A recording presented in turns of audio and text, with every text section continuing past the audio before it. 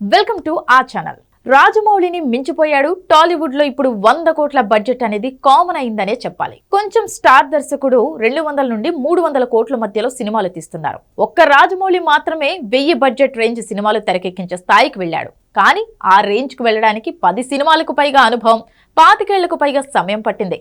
కానీ ఒక యంగ్ దర్శకుడికి కేవలం 2-3 సినిమాలే 1000 కోట్ల ఆఫర్ వచ్చింది. ఇదేమి గాసిప్ న్యూస్ కాదు, గాలివాటం న్యూస్ కూడా కాదు. అక్షరాల 1000 కోట్ల ఆఫర్ వచ్చినట్లు స్వయంగా ఆ దర్శకుడే ప్రకటించాడు. అతనెవరో కాదు, హనుమాన్ అనే సినిమాతో బ్లాక్ బస్టర్ హిట్ కొట్టిన ప్రశాంత్ వర్మ. కేవలం 40 నుంచి 50 కోట్ల బడ్జెట్ తో అద్భుతమైన విజువల్ వండర్ క్రియేట్ చేసిన ప్రశాంత్ కి ఇప్పుడు దేశ విదేశాల నుండి భారీ ఆఫర్స్ వస్తున్నాయి. 300 కోట్లు 500 కోట్ల ఆఫర్స్ పక్కన పెడితే ఒక ఎన్ఆర్ఐ డాక్టర్ ప్రశాంత్ కి ఫోన్ చేసి మన ఇతిహాసాలను ఇదే విధంగా చూపిస్తే తెల్లారేసరికి 1000 కోట్లు పంపిస్తా సినిమా చేయమని ఆఫర్ ఇచ్చినట్లు ప్రశాంత్ వర్మ చెప్పుకొచ్చాడు. నా దృష్టిలో సినిమా కోసం పెట్టిన డబ్బుకు మించి క్వాలిటీ చూపించామా లేదా అనేది చూస్తాను. 30 కోట్లు ఇస్తే 50 కోట్ల రేంజ్ లో చూపిస్తా, 50 కోట్లు ఇస్తే 100 కోట్ల సినిమాను చూపించడానికి ట్రై చేస్తా.